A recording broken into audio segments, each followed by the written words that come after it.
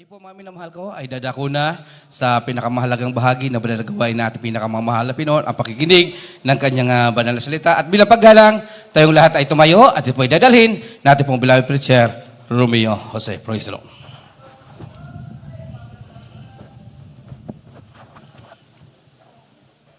Amen. Praise the Lord. God bless po sa ating beloved co-preacher, ating po beloved na Brother Jose Rebella. Purihin po ating pinakamahal na Panginoon Jesus at tayo pong lahat po mga minamahal ay dumalangin upang tayo po ay samahan, gabayin po tayo ng ating napakabait na Diyos. Amen. Praise the Lord. Opo, dakilang Ama, Diyos na makapangyarihan sa lahat, sa pangalan mo po aming pinakamahal na Panginoon Jesus, taos sa puso kami nagpupuri at nagpapasalamat sa iyo, Diyos, sa naunang bahagi na ipumbalal mong gawain na lubos ng pinagpalat nilang isan. At narito po kami ngayon sa pag-aaral pong balal mong salita, bago pong lahat ang bawat isa sa amin. Kami po ay nagpapakumbaba, humihingi po kami ng kapatawaran sa lahat pa nagawang pagkukulang at pagkakasala. Patawarin mo kami, O Diyos, buksan ang pangunawa ng bawat isa na naririto. Gamitin mo lamang ang iyong pang lingkod, maging dalawin po ng spiritual na pagapala na sagana ang iyong sarili, wala kang magagawa. Ikaw pang inaasahan ko, Diyos, na magbibigay sa akin ng karunungan para akin pong salitain na mayroong pag-ibig at kapangyarihan. Pagpalain po ba mo salita sa unat dalangin ng aming puminamahal at iginagana ng aming mga pastor. Aming pong sinasaway magawa ng kaaway. Pag-alinlangan, I command you cast out right now in the name of the rest Jesus. Hallelujah. Praise the Lord.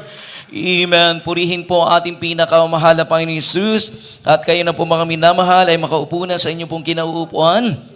Ngunit bago po ang lahat, akin pong ipinapabot ang pinakamataas sa pagsamba, ang pinakamataas sa pagupuri, pagluluwalhati at pagdadakila ay para lamang sa ating pinakamahal na Panginoong Jesus. At dubling paggalang at pagbati sa ating beloved evangelist pastor Willie Estrada Almeida, the entire prophet of our loving God and His beloved children. At patuloy po natin inaalala ang mga mabuting turo at aral iniwan sa atin ng ating beloved Honorable Assistant Pastor Lina Almeida, maging sa lahat ang ating po mga kasamang kapwa manggagawa, sa ating beloved ordained preachers, sa lahat mga beloved preachers, beloved elders, sa ating po minamahal na mga kapatiran, baguhan manudatihan, maging sa lahat ang ating po mga webcast viewers. Amen. Magandang hapon na po sa atin lahat. Palakpakan po natin ang ating pinakamahal na Panginoon Jesus. Amen.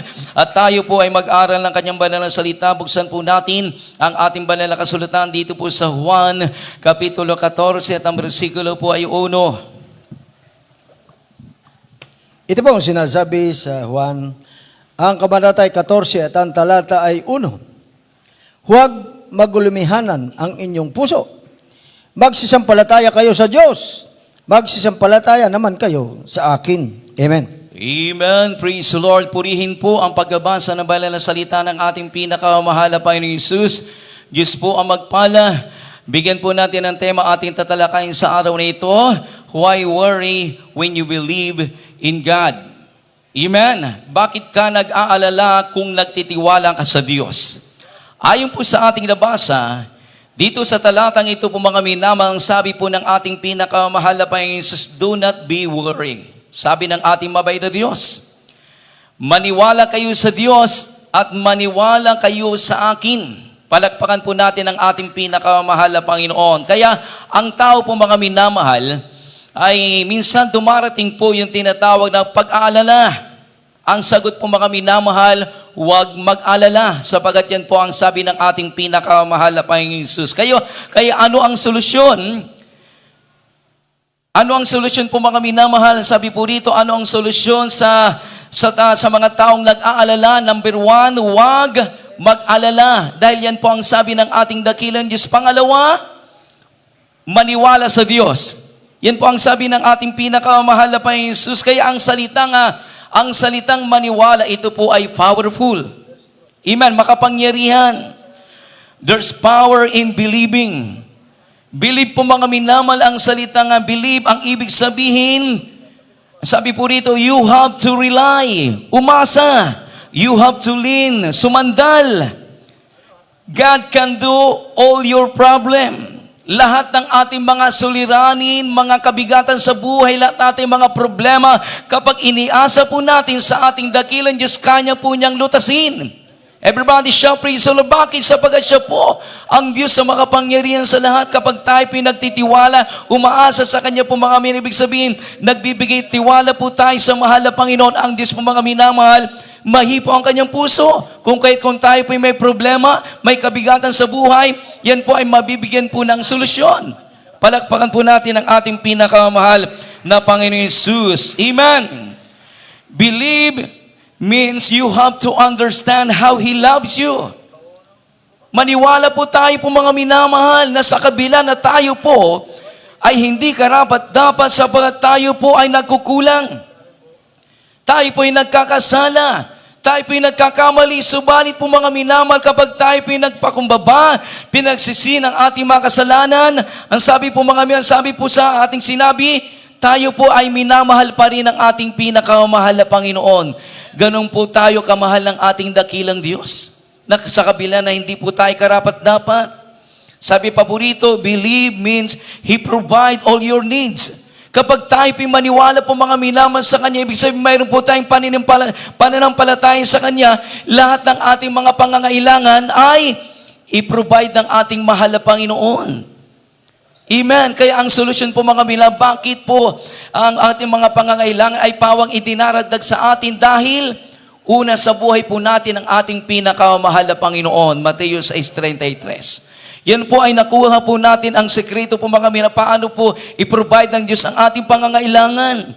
Sa tuwing inuuna po natin ang kalooban ng Diyos, ang kaharian ng Diyos, narin po mga minamahal, laging nahihipo ang puso ng Diyos, ibinibigay sa atin ang lahat ng ating pangangailangan.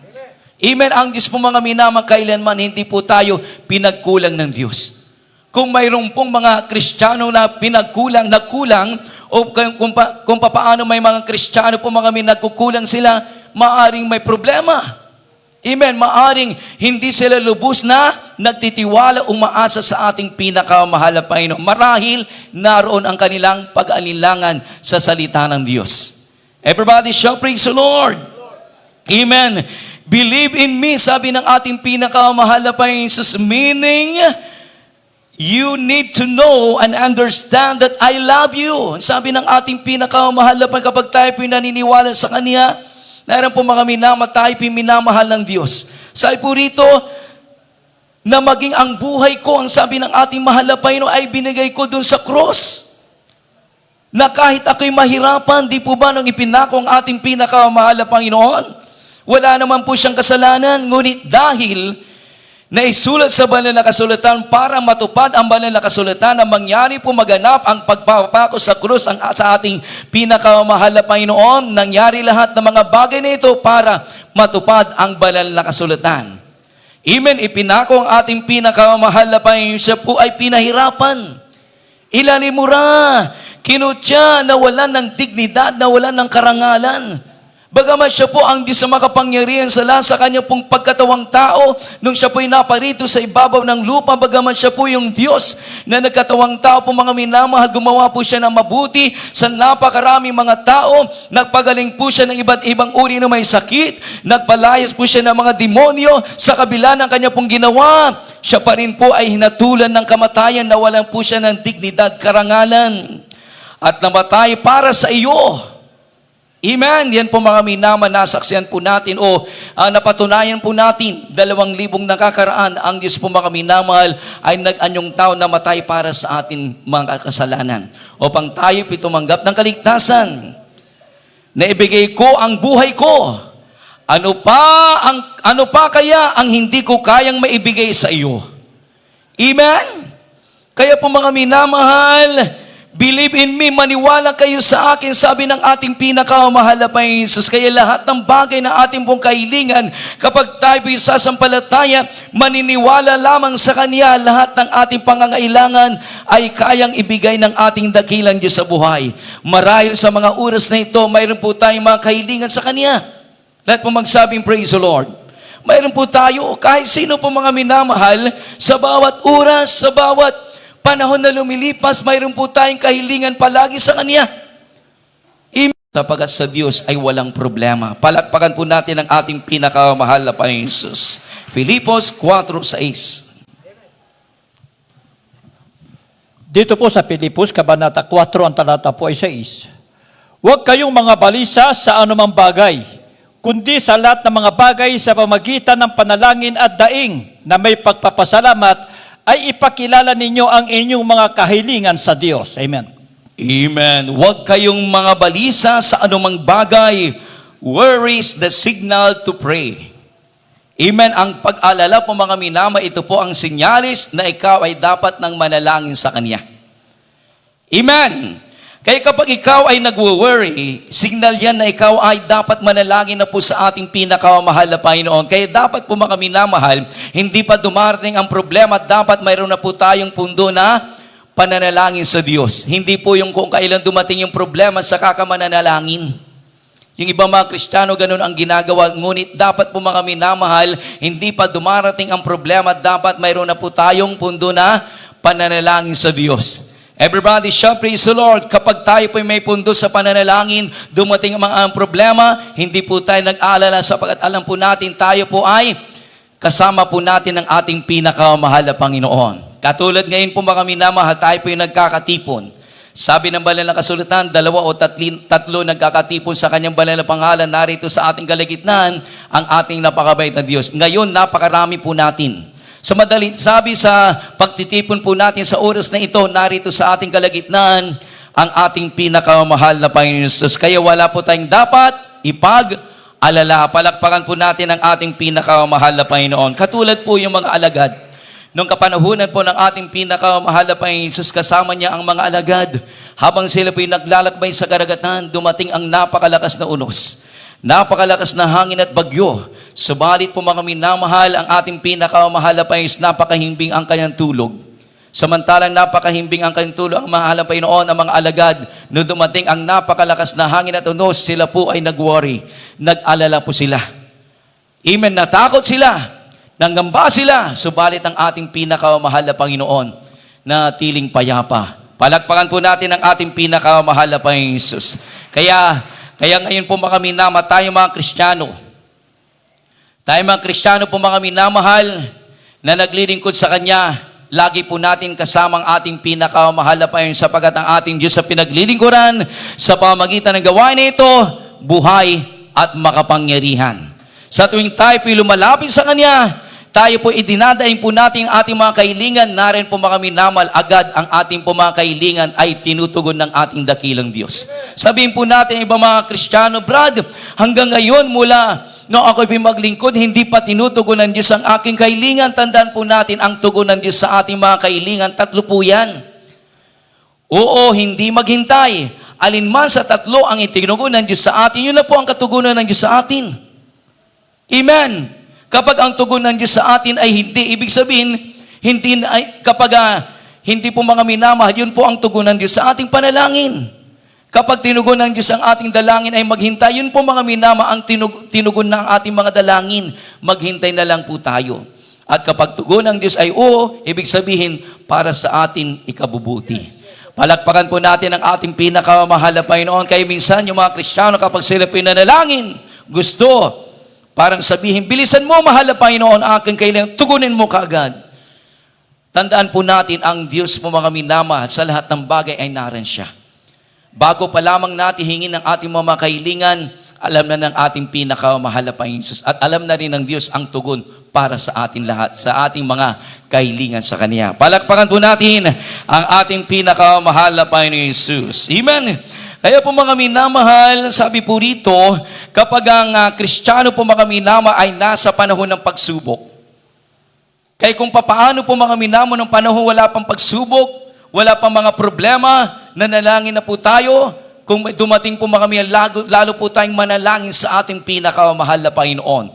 Kaya ang pananalangin po mga minamahal ay pagpapakita sa ating pinakamahal na Panginoon na tayo po ay lubos na nagtitiwala sa Kanya. Kaya dito po mga minamahal sa gawain nito, napatunayan po natin lahat, nasaksihan po natin na ang Diyos ay tumutugon sa ating mga panalangin.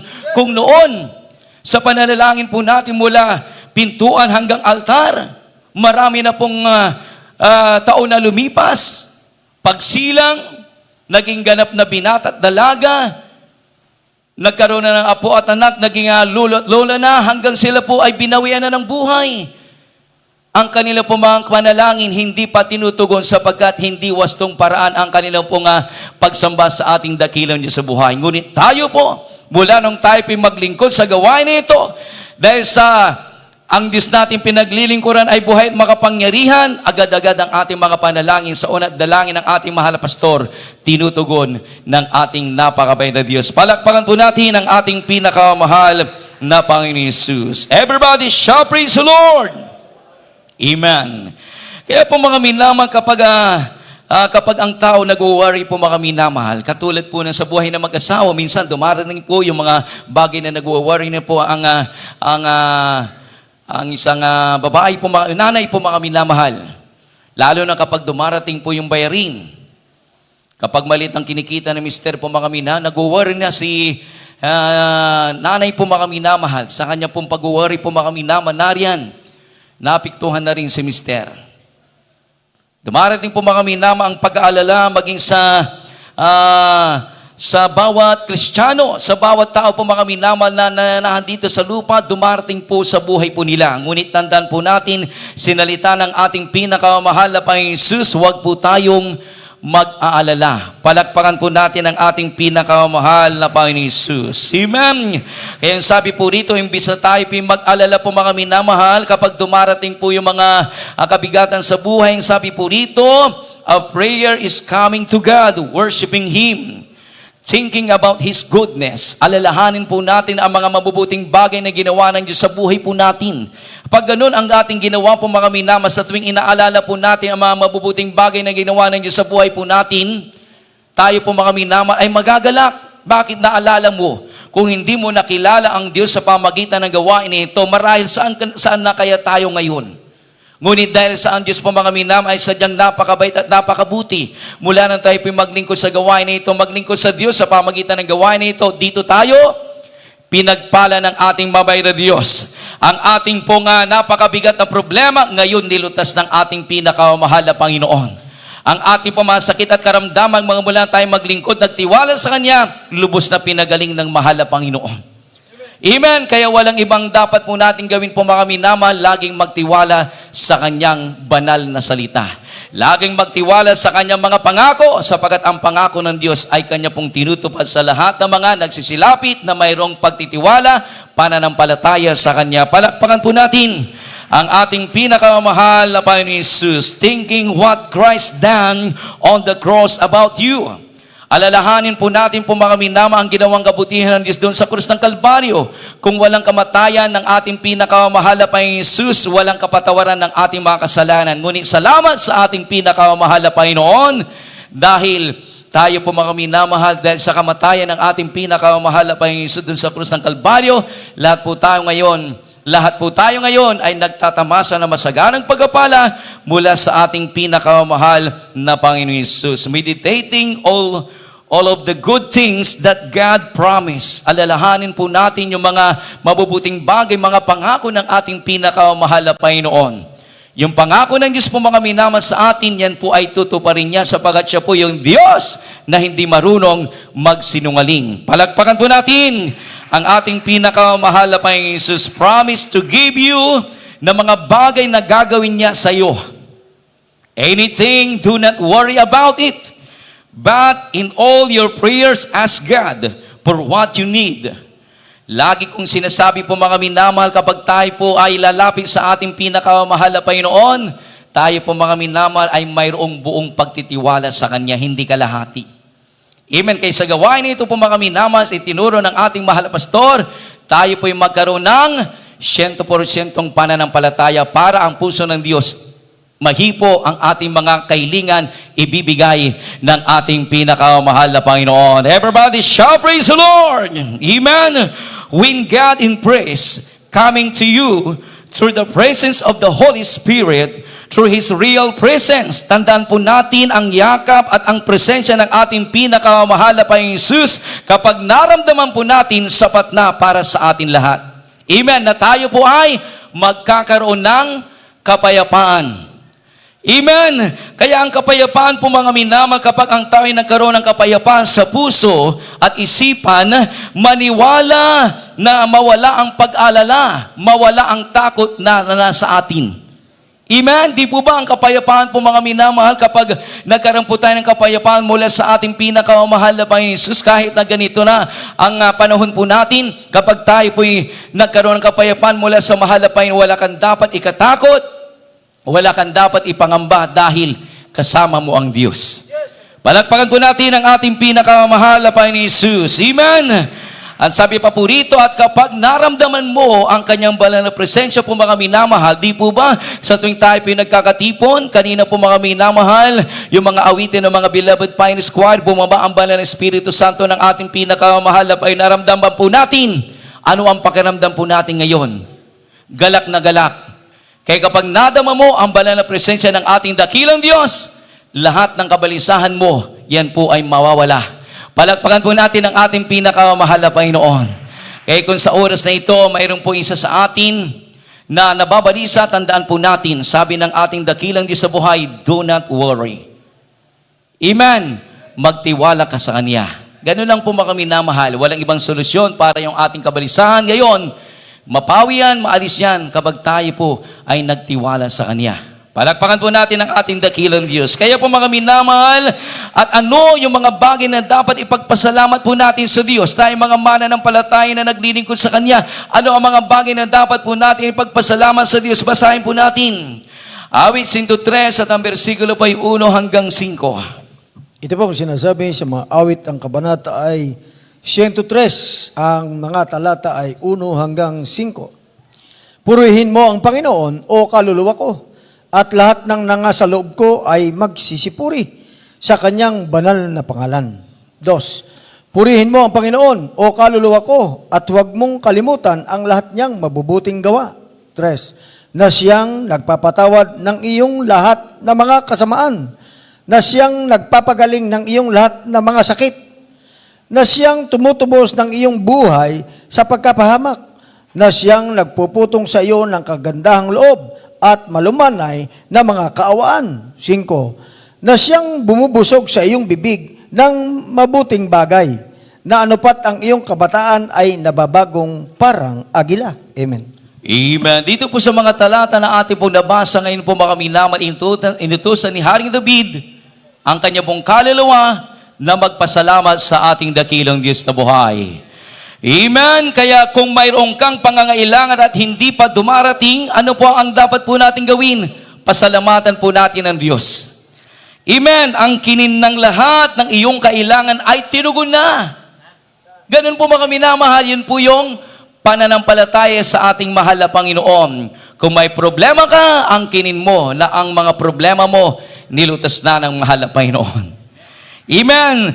Kung mayroon kang dinaramdam sa physical na katawan mo, ang kinin mo, pasalamatan mo ang mahal na Panginoon, ang iyong sakit ay pinagaling na ng ating dakilang Diyos sa buhay. At salamat, ako'y magpupuri sa iyo ngayon at magpakailanman. Kaya ang puso natin dapat po mga minamahal ay taos-puso nagpupuri, nagpapasalamat sa Kanya. Kapag ganun po ang naging attitude po natin bilang mga mananampalataya na pinilit kinahabagan ng ating dakilang Diyos, tayo po ay pagpapalain. Hindi po yung puro reklamo. Natandaan po niyo po mga minamahal yung mga buhay ng mga Israelita. Nung sila po ay pinalaya po sa kamay ni Paraon sa bansang Ehipto, nakalaya mga Israelita po mga minamahal, inutusan sila ng mahal na Panginoon na maglakbay sila, lakbayan po nila ang lupang pangako na itinuro sa kanila sa Kanaan. Sa madaling sabi po mga minamahal, napagtanto po nila na kung wala ang kapangyarihan ng Diyos na nangyari sa buhay po nila, hindi sila mapapalaya sa bansang Ehipto sa kamay ni Faraon. Subalit dahil ang kanila pong pinaglilingkuran ng Diyos ay totoo, sila po'y napalaya po mga minamahal hanggang nasa kalagitnaan na po sila, nasa ilang po sila. Nung sila po'y nasa ilang, imbis na sila po'y magpasalamat sa Diyos sapagat nakita po nila na hindi sila pinabayaan ng mahal na paimbis na pong pagpapasalamat, ano po ang naging tugon sa kanila? Naging tugon po mga minamahal nila sa Diyos, pagrireklamo. Kaya yung pagrireklamo, yan po isang dahilan upang hindi sila makapasok sa lupang pangako doon sa Kanaan, malibang lamang kay Josue at kay Caleb. Maging sa ating kapanahon ngayon po mga minamahal, maaaring mangyari isa man sa atin kung narin pa rin ang pagrireklamo. Kaya dapat buong pagpapasalamat, kahit na hindi pa tinumbaba, kahit na anumang kalagayan ng paligid, anumang kalagayan ng panahon, pagpapasalamat para sa mahal na Panginoon, malulugod ng Diyos sa atin. Ano po ang darating sa atin? Pagpapalang mula sa Diyos. Palagpagan po natin ang ating pinakamahal na Panginoon. Lahat ng gustong pagpalay, magsabing praise the Lord. Kaya dapat buong pagpapasalamat palagi ang ating bukang bibig para tayo po mga minamal ay kalugdan ng ating pinakamahal na Panginoon. Kaya dito sa talatang ito po mga minamahal, parang magic. Lahat ng ating mga sakit at karamdaman, karamihan po sa atin na nanggaling po dyan. Wala po tayong ginamit na medisina o ano paman sa pamagitan ng pananampalataya sa unat dalangin ng ating mahal na pastor. Lahat ng ating mga sakit at karamdaman, lubos na pinagaling ng mahal na Panginoon. Kaya ang layunin ng mahal na Panginoon, kung kaya't ang ating mga sakit at karamdaman ay pinagaling para lubos po tayong makapaglingkod sa Kanya. Lubos po tayong makapagbigay luwalhati, pasasalamat para sa ating pinakamahal na Panginoon. Palakpakan po natin ang ating pinakamahal na Panginoon Jesus. Everybody shout praise the Lord. Kaya kung inireveal ng Diyos na tapat siya sa mga Israelita, kay Abraham, kay Isaac, kay Jacob, nung araw po mga minamahal, higit na tapat ang Diyos sa ating panahon ngayon. Higit na tapat po mga minamahal. Bakit po mga minaano po ang palatandaan? Sabagat ang Diyos ng ating sinasamba at pinaglilingkuran, sinasamba sa Espiritu at katotohanan, sumasa ating puso po mga minamahal, nananaan sa ating puso, kung kaya't mas malapit ang Diyos sa panahon po natin ngayon kaysa sa mga naunang mga Israelita. Palakpakan po natin ang ating dakilang Diyos. Kung kaya't tayong lahat ng mga mananampalataya na lubos sa pinagpala ng Diyos, dapat ating pong ipagsigawan. Hindi lamang dito sa bansang Pilipinas, kundi sa buong daigdig na mayroon tayong Diyos sa pinaglilingkuran, buhay at makapangyarihan, na siya pong nagpagaling sa ating mga sakit at karamdaman, naglutas ng ating mga problema, nagbigay kapayapaan sa puso at isipan, higit sa lahat may katiyakan, kasiguruhan sa buhay na wala hanggan. Lalo na sa panahon po natin ngayon, kung noon hindi wala pang virus na paglaganap sa buong mundo, napakarami na pong taong namamatay, mas lalo ngayon.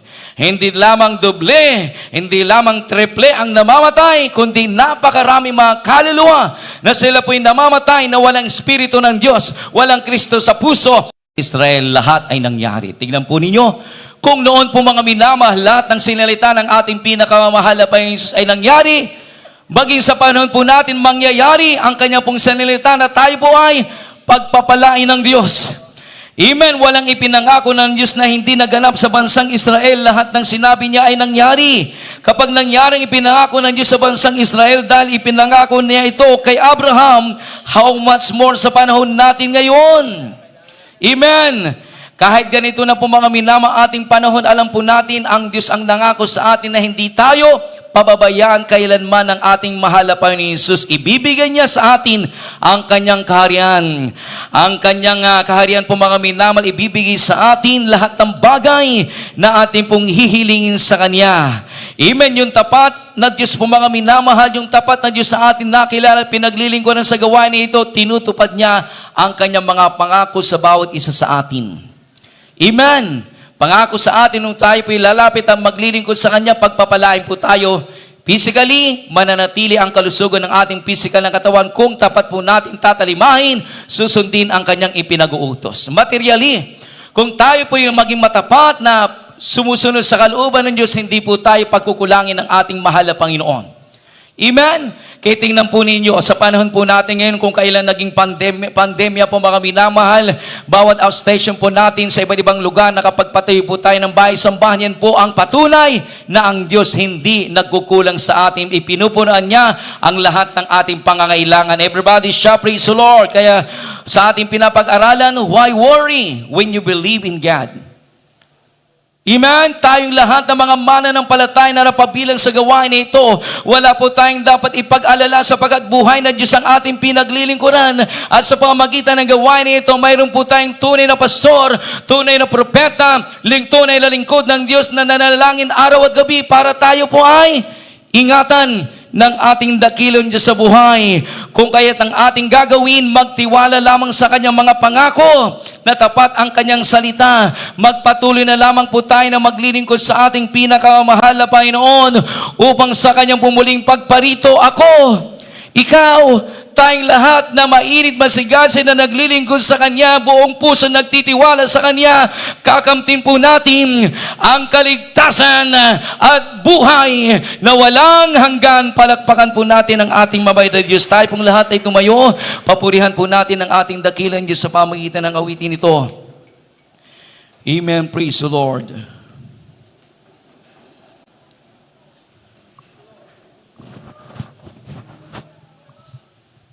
Minus 4. G sharp.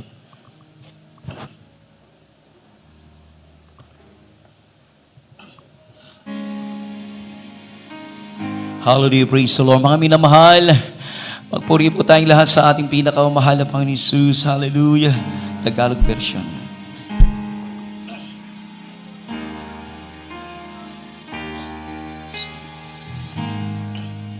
Sa iyong kamay, ako'y bumabalik, buong buhay ko tanging sa'yo. Linisin mo ang puso ko, pangako mo'y sandigan ko.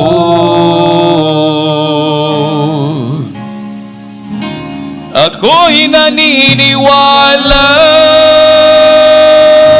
sa'yo, ako'y sadyang iyo.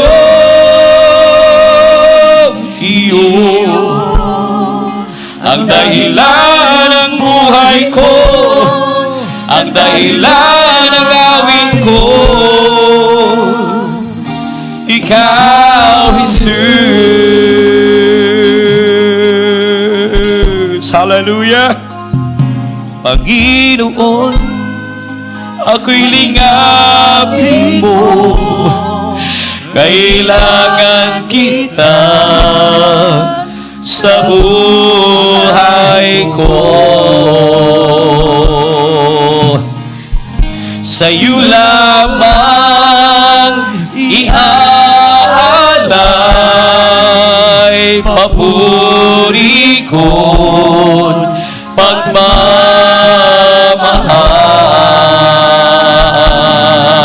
Hallelujah, hallelujah! Ako'y naniniwala sa'yo, ako'y sadyang iyo.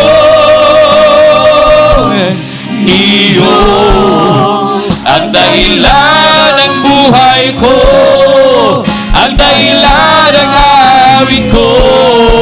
Hallelujah, hallelujah! Ako'y naniniwala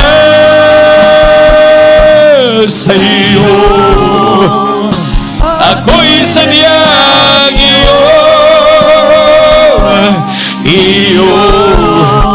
Ang dahilan ng buhay ko, ang dahilan ng awit ko. Hallelujah, hallelujah! Ako'y naniniwala sa iyo. Mga minamahal, sama-sama po natin iwalatin ang dakilang pangalan ng ating dakilang Diyos na sa ating kalagitnaan, ang kanyang banal na presensya ng ating mahal na Panginoon. Papasukin po natin sa ating puso. Ito po'y magbibigay sa atin ang pagtitiwala sa Kanya. Ito po'y magbibigay sa atin ang kasiyahan, kagalakan, buhat sa ating mahal na Panginoon. Iyo, ang dahilan ng buhay ko, ang dahilan ng gawin ko, ikaw, Jesus. Ang dahilan ng buhay ko, ang dahilan ng gawin ko, ikaw, Jesus. Amen. Mga minamahal, Tayong lahat na naririto.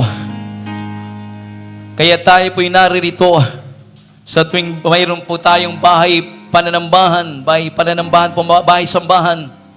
Tuwing tayo po'y may pananambahan po mga minama, tayong lahat ay naririto para katagpuin ang banal na Espiritu ng ating mahal na Panginoon.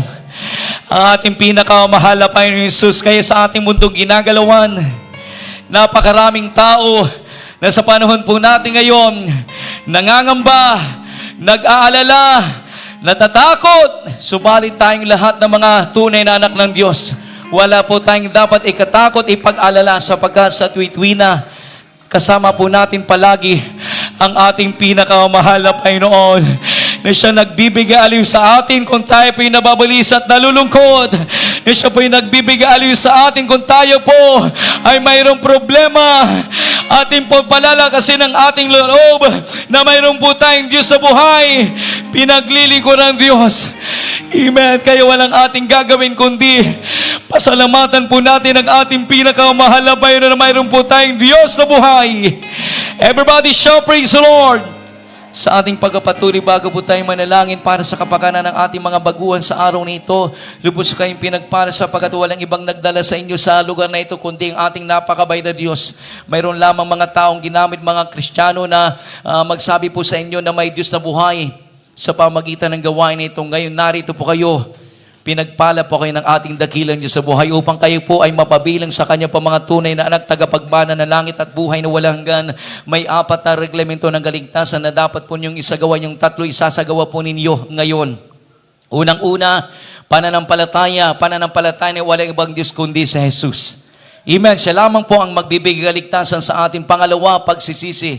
Bakit kinakailangan ang tao ay magsisi? Sapagkat nasusulat Roma 3:10, walang matuwid, wala kahit isa. Roma 3:23, at hindi nangakabot sa kaluwalhatian ng Diyos. Ano po yung pagsisisi? Maka-Diyos sa pagsisisi. Kapag pinagsisihan mo na ang kasalanan mo ngayon, tatalikuran mo na, hindi mo na babalikan sapagkat nasusulat Roma 6:23 po mga minama, Roma 6:23, ang kabayaran ng kasalanan ay kamatayan, datapwat ang kaloob na walang bayad ng Diyos ay buhay na walang hanggan. Kanino? Kay Kristo Jesus na Panginoon natin. Pangatlo, bautismo sa tubig sa pangalan ni Jesus. Gawa 2:38, magagsisi kayo at magpabautismo ang bawat isa sa inyo sa pangalan ni Jesus Kristo. Sa anong paraan?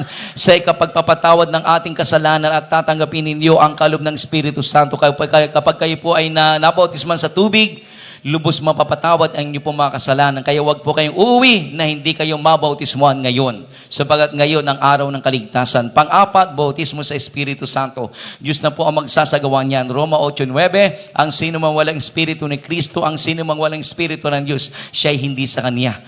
Roma 8:14, ang pinapatubay ng banal na Espiritu Santo ng Diyos, sila lamang ang mga tunay na anak ng Diyos. Kaya sa inyo pong patuloy na pagdalo, makakamtan po ninyo ang bautismo sa Espiritu Santo. Ngayon, itaas po ninyo po ang 2 kamay. Sumunod po kayo sa akin pong sasambitlayin ng panalangin at pagtanggap sa ating dakilang Diyos. Sabihin po ninyo, Opo, dakilang Ama, Diyos na makapangyarihan sa lahat, sa pangalan ni Jesus, narito po ako, isang taong makasalanan, nagpapakumbaba, nagsisisi, patawarin po ninyo ako. Tinatanggap kita bilang Panginoon, Diyos at Hari ng aking buhay. 10 ng aking pamilya, iligtas mo. Sa pangalan ni Jesus na aking tinanggap, sabihin po ninyo, Amen. At kami na po ang mananalangin sa inyo, maging sa lahat ng ayaw mong taga-subaybay sa gawain na ito. Sumunod po kayo sa kayong ipanalangin sa oras na ito. Opo, dakilang Ama, Diyos na makapangyarihan sa lahat, sa unat dalangin ng ayaw puminamahal at iginagana ng ayaw mga pastor. Narito po mga kaluluwa na tumanggap sa ipumbalan mong pangalan, maging sa mga kababayan po namin na sumusubaybay sa gawain na ito, kung paano mo kayo pinagpalagan ng timpo sa kanila. Tulungan mo sila na magbago, tulungan mo sila na maglingkod, gawin mo silang tunay na Kristiyano sa isip, sa gawa at katotohanan, tagapagmana ng langit at buhay na walang hanggan. Isulat mo pong malinaw ang kanilang pong mga pangalan dyan sa aklat ng buhay sa kalangitan. 10 ng kanilang pong pamilya, iligtas mo sa pangalan ni Jesus, sa pangalan ni Jesus. Amen. Sa lahat ng mga baguhan na tumanggap sa oras na ito, huwag po kayong uuwi na hindi po kayong mabautismuhan. Makabalik na po kayo sa inyong pong inuupuan. At tayong lahat po mga minamahal ay sama-sama na po tayo. Sama magsama-sama na po tayo na manalangin sa ating po mga pangangailangan. Pagkatapos po natin manalangin, ipatong po natin ang ating kanang kamay sa ating ulo, kaliwang kamay sa parte ng ating katawan. Sabayin po natin lahat ng uri ng masakit at karamdaman. Kung tayo po may mamigat na problema, dalawang kamay nakataas, sabayin po natin yan sa makapangyarihan pangalan ni Jesus. Tayo pong lahat ay manalangin.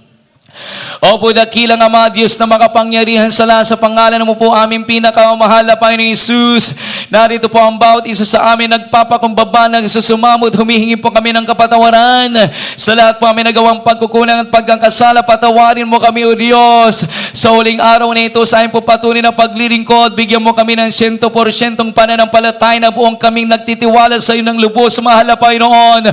Pagtuloy mo kayong panghawakan hanggang sa iyo pong nalalapit mong pagbabalik na patuloy po namin maisagawa. Masunod na yung pong banal mong kalooban at anumang pong kahilingan ng ay puminamala mga kapatiran sa oras na ito. Abutin mo na yung mapagpala mong kamay, maging sa lahat na nanunungkulan sa ay pong pamahalaan mula sa presidente hanggang sa pinakamababang tungkulin sa barangay. Ikaw pong magbigay, pangunahan mo sila, ikaw pong magbigay unawa sa kanila. Bigyan mo ng kapayapaan ang pong bansa upang patuloy pong maipalaganap ay pong banal mong salita sa buong mundo upang lahat ng sasampalatay at maniniwala sa iyo magkakamit ng kaligtasan at magmana ng buhay na walang hanggan. Dagdagan mo ang bilang ng mananampalataya sa iba't ibang panig ng mundo. Ngayon pong banal mong gawain sa unang dalangin po malapastor. Amin na po inaangkin ang tagumpay, katugunan ng ay mga panalangin sa matamis at mga pangyarihan pangalan ni Jesus. Lahat po magsabing Amen. Sa iyo po mga kapangyarihan, pangalan ay pong sinasaway lahat ang uri ng masakit at karamdaman. Magmula ulong at alampakan, tibes, diabetes, pagkaparalitiko, panglulupaypay, panghina, magawa ng kaaway. I command you cast out in the name of the rest. Jesus, be healed, be strong, be blessed. Abound in blessing in the name of the rest, Jesus. Hallelujah, praise the Lord.